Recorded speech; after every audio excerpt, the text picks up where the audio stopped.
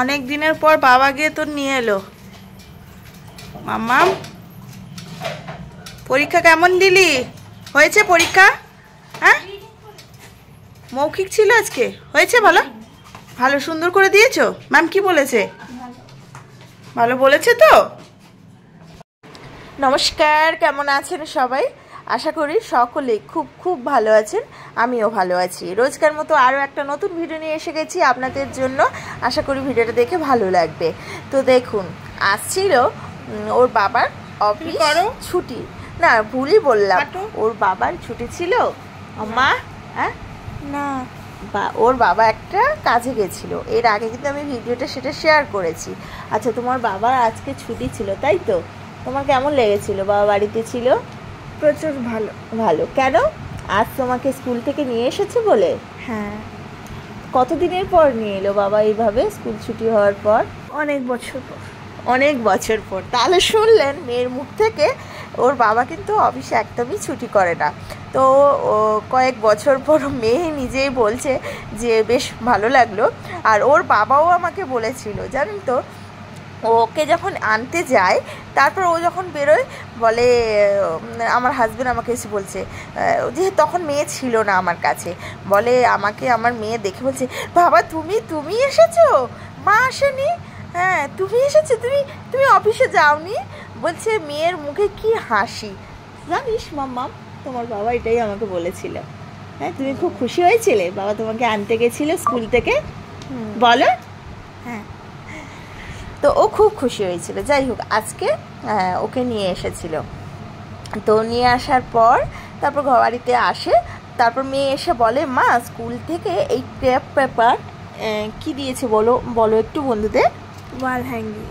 হ্যাঁ, এটা বানাতে হবে। হ্যাঁ, এটা হচ্ছে একটা প্রজেক্ট। তো এটা স্কুলে নিয়ে যেতে হবে, বানিয়ে নিয়ে যেতে হবে, নিজেকেই বানাতে হবে, নিয়ে যেতে হবে। তো ও বলে, তারপর এর জন্য আমাকে কি কি কিনতে হয়েছে সেটা একটু বলে দাও। নানা ধরনের ক্রাফট পেপার, নানা রঙের, আর এই যেরকম কার্ডবোর্ড। কে বানালো ভালো করে বলো, দেখাও সুন্দর করে। ক্রাফট পেপার গুলো আনতে হয়েছে, আমার মেয়ে বানিয়েছে সন্ধ্যাবেলা বসে বসে। সেটা ওর সুন্দর করে কেটে নিয়েছে। আর ফেভিকুইক লেগেছে, তাই তো?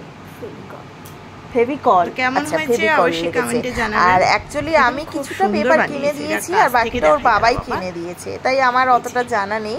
যাই হোক, বেশ ভালো হয়েছে। এই যে দেখুন, অনেকটা সময় লেগেছে বলো, সে কখন বসেছিলে এদিকে এসে বলো। ও বিভিন্ন জায়গা থেকে একটা আইডিয়া নিয়েছে, নিজেই মোবাইল দেখে আইডিয়াটা নিয়েছে। যেমন পাতাটা কিভাবে বানাতে হয় সেটা একটা আইডিয়া নিয়েছে, গোলাপ ফুলটা কিভাবে বানাতে হয় সেটা একটা ভিডিও দেখে, এবং ওর স্কুলে যে শেখানো সেখান থেকে একটু আইডিয়া নিয়েছে।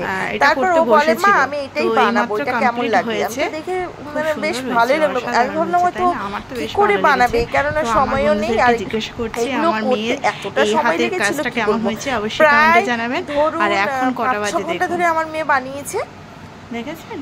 তো যাই হোক, ফাইনালি বানিয়ে ফেলেছে। আর আগামীকাল এটা স্কুলে ছিল, ওর স্কুলেও নিয়ে গেছিল। আজই ওর স্কুলে এগুলো দেখেছে, দেখে ওর ম্যামরা নাকি মানে বিশ্বাস করতেই পারেনি যে এটা কি সত্যি কাগজের। ও ম্যাম বলছে কি, এটা কি তুমি কিনেছো?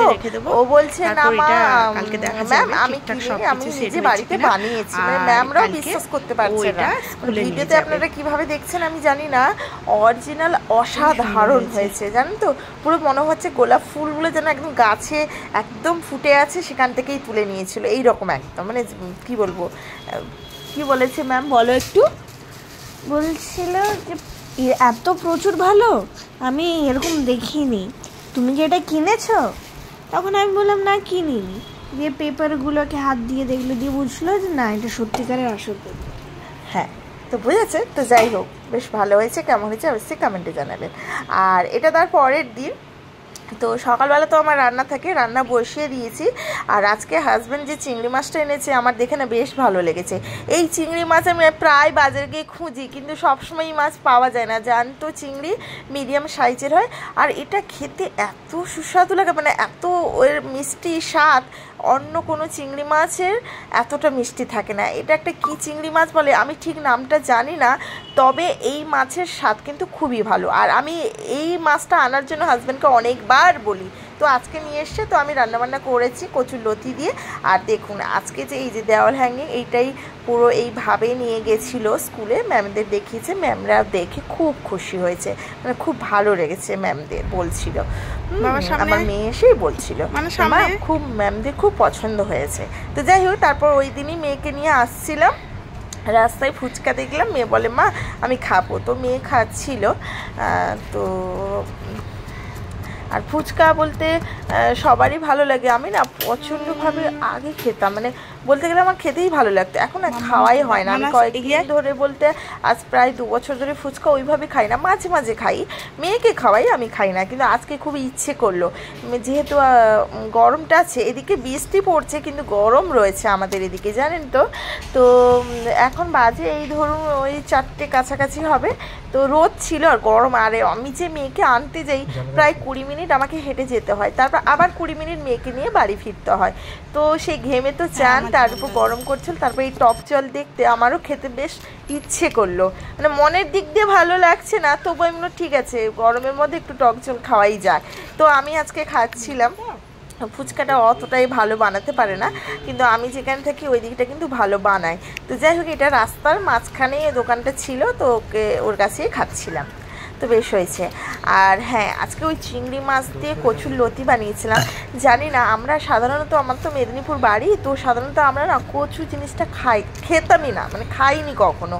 তো মাঝে মাঝে এই বাইরে আসার পর থেকে এর বাড়ি ওর বাড়ি থেকে দিয়েছি, কখনো খেয়েছি, বা কারো বাড়িতে যখন নেমন্তন্ন পেয়েছি এখানকার গিয়ে খেয়েছি, কিন্তু আমরা এই কচু শাক, কচুলতি এগুলো অ্যাকচুয়ালি আমরা কখনোই খাইনি। মানে ছোটোবেলা থেকে বলতে গেলে আমার মা কখনোই বানায় না, বা আমাদের যে আশেপাশে মানুষরা কচুরলতি, কচুর শাক এগুলো কখনোই খায়নি।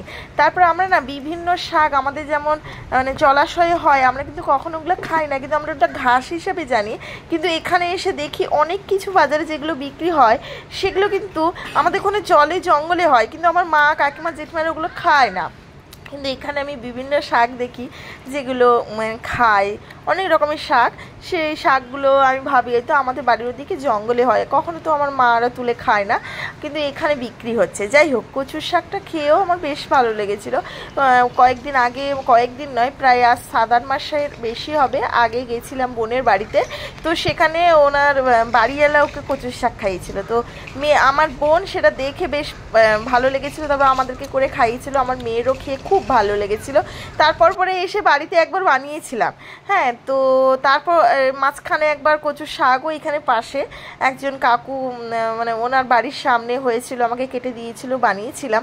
হাজব্যান্ড কিন্তু ওই দিন কচুর শাক খায়নি, কিন্তু আমি যখন বোনের বাড়ি থেকে আসার পর ওই কচুর লতি দিয়ে চিংড়ি মাছ করেছিলাম, ওটা খেয়েছিল। তো কি জানি না, হাজব্যান্ডের আজকে খুব ইচ্ছে করলো, মানে গেছিলো এতে বাজারে, দেখে নিয়ে এসেছিলো। আর আমাদের এখানকার অবস্থাটা দেখুন, রাস্তায় জল, কি দেখেছেন? আমার মেয়েটা এই জলের মধ্যেই গেছে, এই দেখুন, দেখেছেন কতটা জল।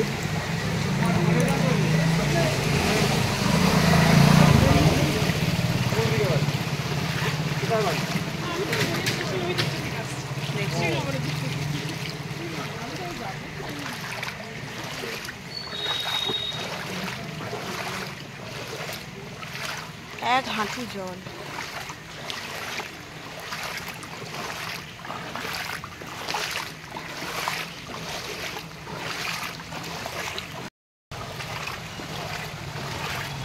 এখন মিনিমাম এইভাবে আমাকে 7-8 মিনিট ধরে জলের মধ্যে দিয়েই যেতে হবে, তারপর শুকনো রাস্তা পাবো। প্রায় 10 মিনিট তো চলে এসেছি জলের মধ্যে, হাঁটতে হাঁটতে প্রায় 10 মিনিট চলে এসেছি। আরও মিনিমাম 5-7 মিনিটের বেশি হাঁটলে তবে গিয়ে শুকনো রাস্তা পাবো। আর যত যাচ্ছি তত যেন জলটা বেশি পাচ্ছি, পুরো এক হাঁটু জল। ভাবতে পারছেন কলকাতার অবস্থা দেখুন।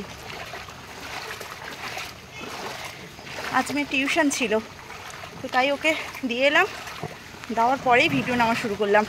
তখন জল মধ্যে দিকে যাচ্ছিলাম, এটা আমার খুব বিরক্ত পাচ্ছিল। এই দেখুন, গলি সব জায়গায় জল। তো ওর ব্যাগ ছিল, তারপর বৃষ্টিও পড়ছে, বুঝেছেন? এই যে দেখুন বৃষ্টিও পড়ছে, তো সেই জন্য আর ভিডিও নেওয়া হয়নি। ওকে দিয়ে আসার পর ভিডিও নিলাম,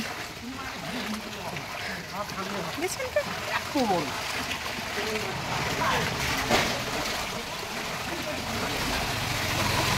তার উপর এক এক জায়গায় ড্রেন আছে, এদিক ওদিক যদি পাটা পড়ে যায় পাটা মুচকে ভেঙেই যাবে। তো এখন ভিডিওটা রাখি, পরে আবার দেখা করছি। আজ হলো 26 তারিখ, জানেন? সেপ্টেম্বরের 26 তারিখ। বাবা আমার জুতোটা পা থেকে খুলে গেছে, জুতোটা পরতে হবে, জলের মধ্যে ভেসে যাচ্ছে। দুপুরবেলা কিছুক্ষণ বৃষ্টি হচ্ছে, তাতেই এত জল।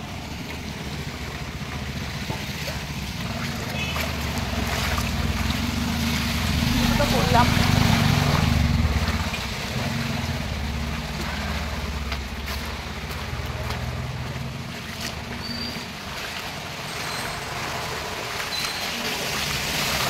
মোবাইল পড়ে যেতে পারে জলের মধ্যে, তখন এক কাণ্ড ঘটবে, সর্বনাশ, মোবাইলটা আমার নষ্ট হবে। আমি বাড়িতে গিয়েই আবার দেখা করছি। তো বাড়িতে চলে এসেছি, ওই 7টা 20-25 মতো বেজেছে। আর এখন রান্নাবান্না করব। তো মেয়ের ছুটি হতে হতে প্রায় 9টা, হয়তো আমাকেও যেতে হবে। ওর বাবা যদি আসতে দেরি করে অফিস থেকে তাহলে আমাকে যেতে হবে।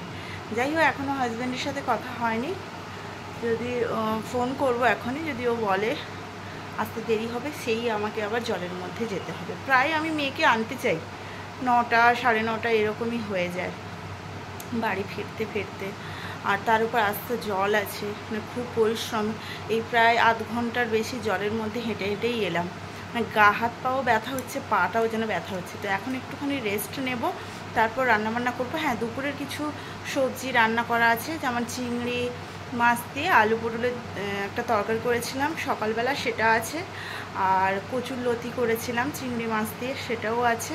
কলমি শাকের ভাজা করেছিলাম, সেটাও আছে। আর বাকি ভাত করব। আর এটাই রাত্রেবেলা খাওয়া দাওয়া হবে। আর আমার না প্রচণ্ডভাবে পাটা ব্যথা হচ্ছে। যাই হোক, ভিডিওটা এখন রাখছি, পরে আবার দেখা করছি।